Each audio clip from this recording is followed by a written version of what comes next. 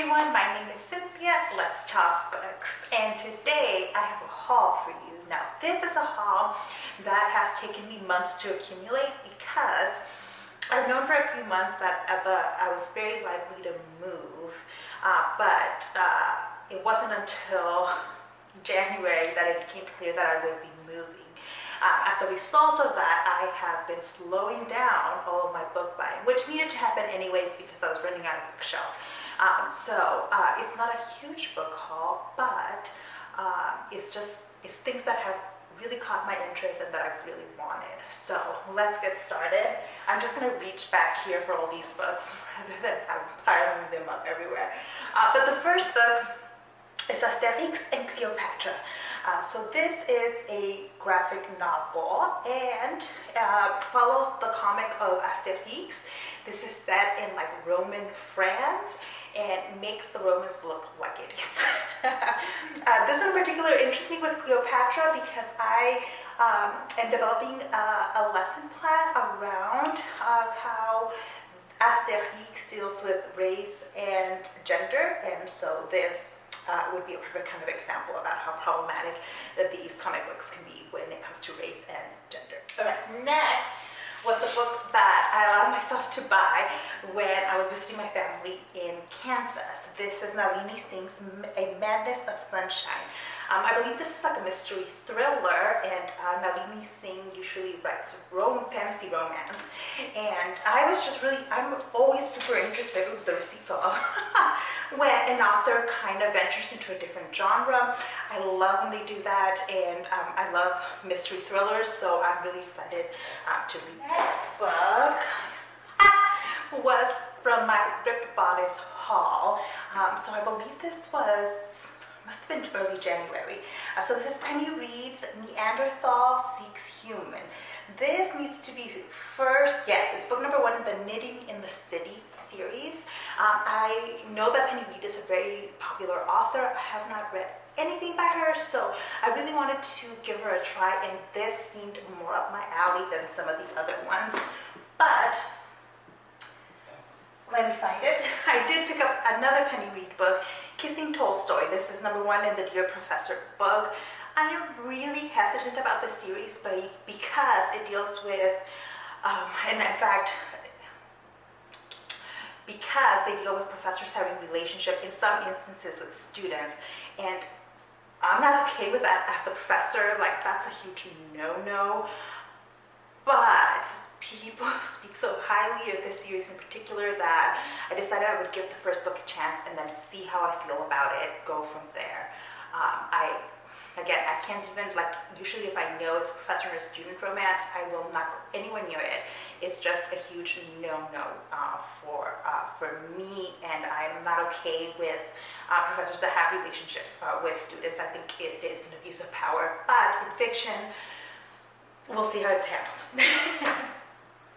Next up is a used bookstore by Akata Warrior. So this is book number 2 in the series by Nedi Okorafor, and Akata Witch was number 1. I really, really enjoyed Akata Witch, and when I saw that my used bookstore had Akata Warrior, I grabbed it, and it's a book that's in really good condition, hardcover, and so it was a really great find for me. Next up, you can see how I don't have these in particular order because back to the Ripped Bodice. When I went in last month, I got Get a Life, Chloe Brett by Talia Hibbert. This is the book that it deals with a black female character, and that same character has a chronic illness. And I've heard really great reviews, especially from Cousin over at Always Doing. A few other people have also given it really great reviews, and I just I know I'm gonna like this book, so I needed to pick it up. Now, a used bookstore book. This is Like Water for Chocolate. This is a really nice edition, and this is in the same edition that I first read it. Is it? Yes, this is in the same edition, except it's in English. I'm just realizing I bought it in English. When I first read this book, I read it in Spanish, and I don't own a copy of it, so I saw it at the used bookstore and picked it up. If you don't know the story of like Water for Chocolate, it deals with a young Mexican girl whose family expects her to take care of her mother, but she falls in love, and lots of drama ensues. I really like it though. Next up was from the Ripped Bodice. I bought Jasmine Gillory's Royal Holiday. I have yet to read the book right before this one, The Wedding Party, but the Royal Holiday features a black couple, an older woman that travels to Britain and is going to fall in love with a British man, it sounds like. So yeah, I'm really interested in this one. I really like Jasmine Gillory's series, and I plan on picking this one right up after I finish The Wedding Party. Next up, I picked up Courtney Milan's Unveiled. This is book 1 in the Turner series. So I recently read my first Courtney Milan. It was The Duchess Warp. Loved it. It was a 5-star read for me, and so this is the first book in another one of her series. It's a historical romance, and because I liked that other book so much, I knew that I would enjoy this one. And I also wanted to show my support for Courtney Milan, who has been at the center of a lot of recent romance writers of America news and how they have mishandled racism within the organization. So yeah, I wanted to show my support and kind of purchase more of her books.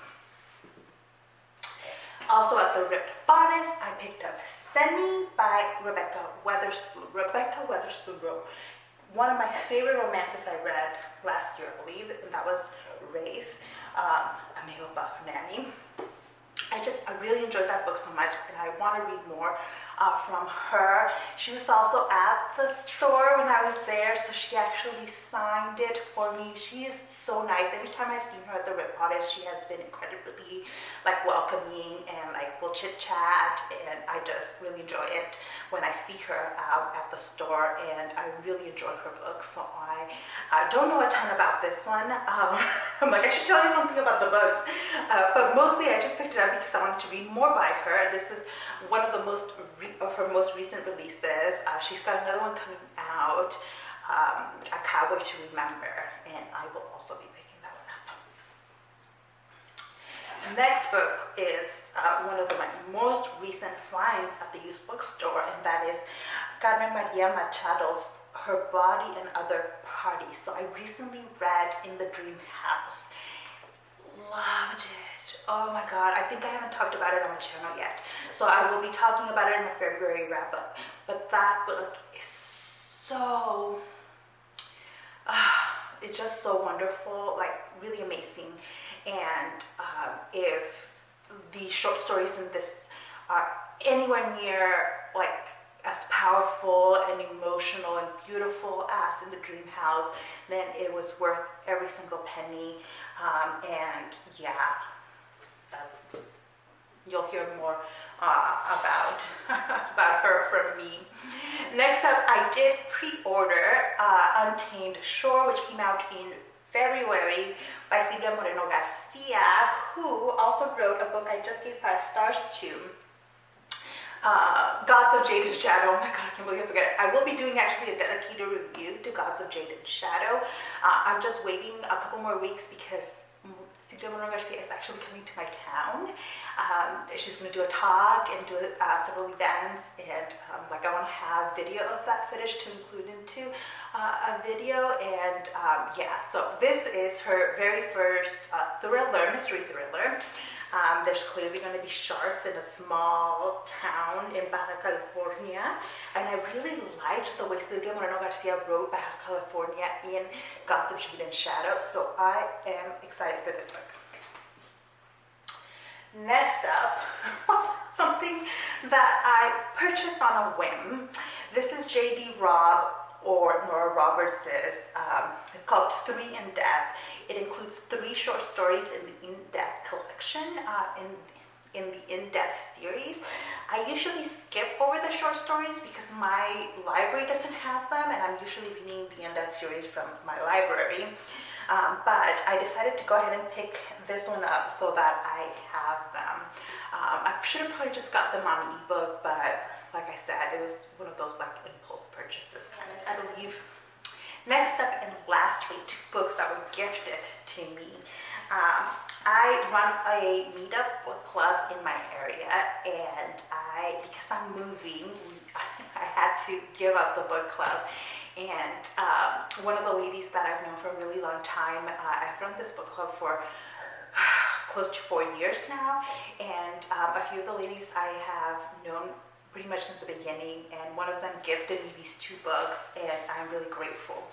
The first is Pride by Ibi Zoboi. Now, if you've been watching my channel, you know that I already read and loved Pride. This, however, was the special edition for one of the book boxes, and so it's in pink rather than turquoise. And so I'm actually really happy to own the pink version of it because it's gorgeous. So I'm very grateful for it.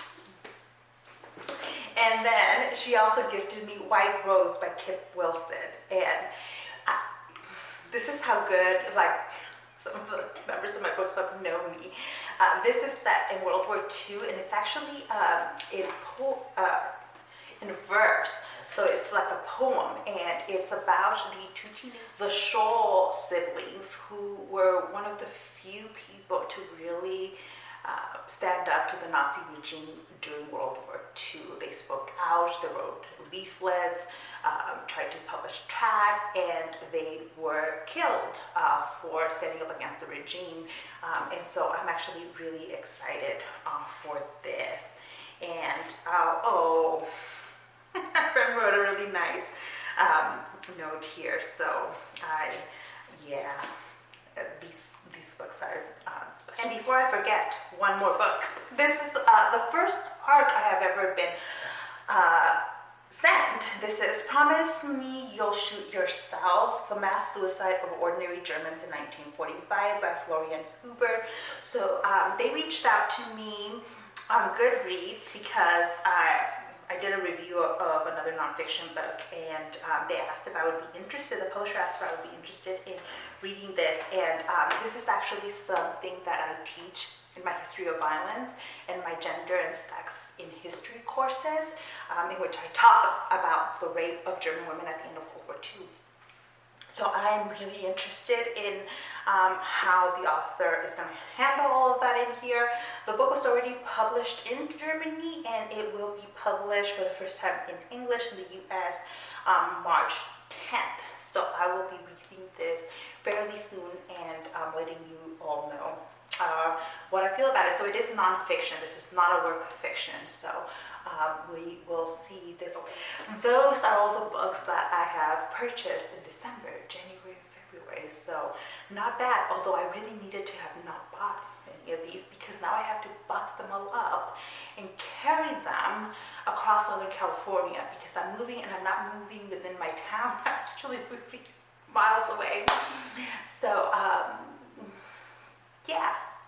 coming up somewhere in March, you're going to see a totally different background, most likely, because I'm going to use that as the opportunity to rearrange my books and my shelves, and hopefully have my shelves be a little less cluttered, because sometimes I think like they clutter too much.